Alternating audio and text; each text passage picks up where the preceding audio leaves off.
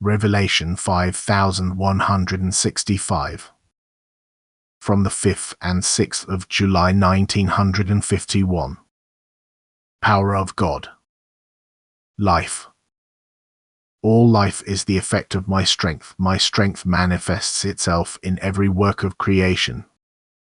Thought itself is likewise an expression of strength on my part, and thus there is nothing which does not originate from me, even if it has taken a wrong direction long after its origin than was originally intended.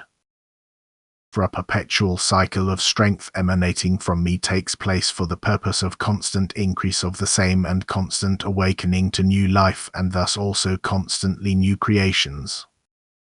So my creative will and my creative power is ceaselessly active to produce life.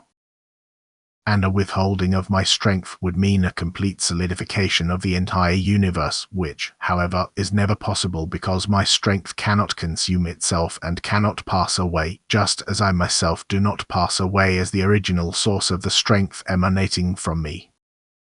I was, I am, and I will always and forever remain the same, and likewise the created by me will always and forever remain, only in a constantly changing form, because my strength does not tolerate standstill, and every influx of strength must have a constructive effect, and this is expressed in ever more perfect creations.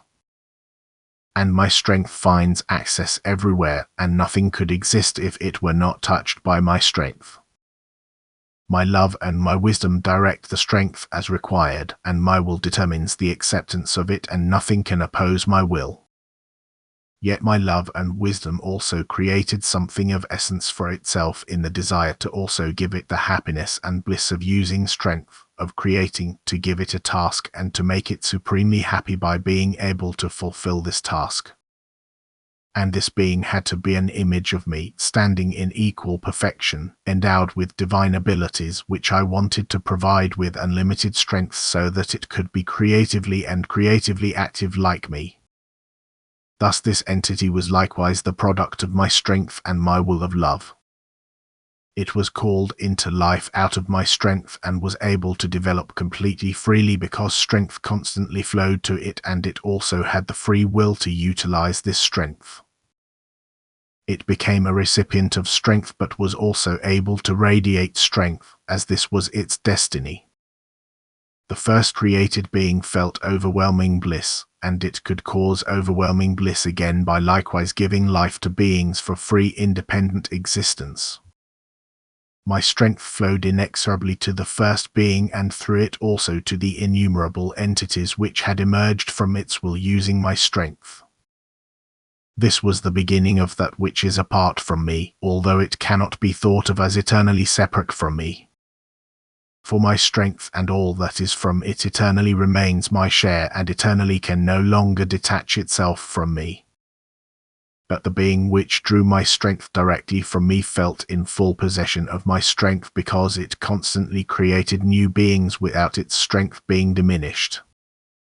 Its thoughts, will, and actions were in no way influenced by me, for as a perfect being, as my image, it also had to be completely free and feel independent. Yet its love had to be of the highest degree towards me, from whom it had emerged. But this love was stronger towards itself. He gave himself first place in his thoughts, although he did not lack realization due to his perfection, which also includes the recognition of truth. He exalted himself and fell. The strength which took its origin from me moved an endless distance away from me and now needs an equally endless path to return to me again. But the return of the strength to its origin is a law which cannot be overturned eternally if it is to retain its effectiveness, for it is only fully effective in union with the original strength. Therefore the cycle of emanation and return must take place, but this also means a constant increase of strength, because the receptacles of divine strength must become active as soon as they are touched by it. The deeply fallen being is certainly still a bearer of strength, but with only weak effectiveness. Yet it cannot remain completely inactive because my constant emanation of strength penetrates into the depths and achieves a counter effect there, and every resistance generates strength. This generation of force means again the emergence of new life. The emergence of any creations which again carry out an activity for the purpose of increasing strength.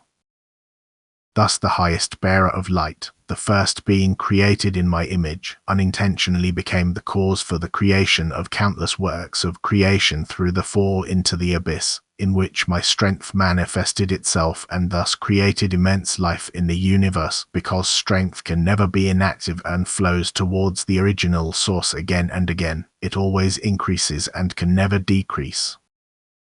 That and why innumerable entities are involved in this increase of strength, and as spiritual substance is dragged down by the fallen original spirit, inevitably have to return to their origin, requires no further explanation than that my love for that which emerged from me is unchanging, and that this love does not diminish even if the products of my strength are endlessly far away from me. But that my will to love does not rest until it dwells close to me again and can work and create with me in bliss, as is its destiny. Amen.